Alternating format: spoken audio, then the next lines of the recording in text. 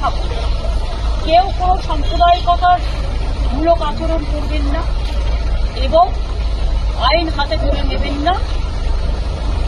যারা বিপদে পড়বে আমাদের ভাই বোনেরা, কারণ এখনো অনেকে আছে, আমরা সেটা গভর্নমেন্ট অফ ইন্ডিয়া এবং গভর্নমেন্ট অফ বাংলাদেশ সেটা দেখে রাখছি।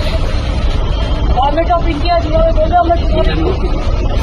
আর আমি সমস্ত পলিটিক্যাল পার্টি লিডারদের অনুরোধ করছি এবং বিশেষ করে সমস্ত জগতের সবাইকে, দয়া করে এমন কিছু পোস্ট করবেন না যাতে কোনো সাম্প্রদায়িক সম্প্রীতি এখানে নষ্ট হয়।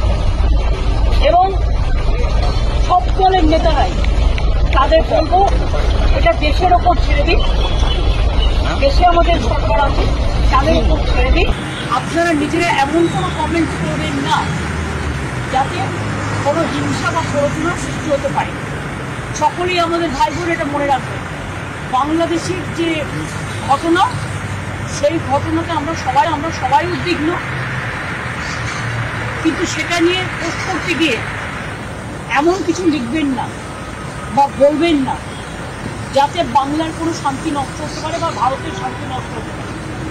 এটা আমি সবাইকে বলব, ইনক্লুডিং দ্য বিজেপি লিডার্স, কারণ তারা অলরেডি কিছু পোস্ট করছে যে পোস্টগুলো করা উচিত না বলে আমি মনে করি। আমি আমাদের নেতাদেরও বলবো কেউ কোনো পোস্টে যাবে না।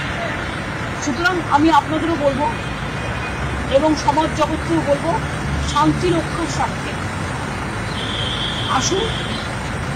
ইন্ডিয়া একটা কান্ট্রি, বাংলাদেশও একটা কান্ট্রি, কিন্তু পাশের যদি রাজ্যে কিছু হয়, আমার প্রতিবেশীর কিছু হয়, তার একটা প্রভাব পাশের রাজ্যে পড়ে।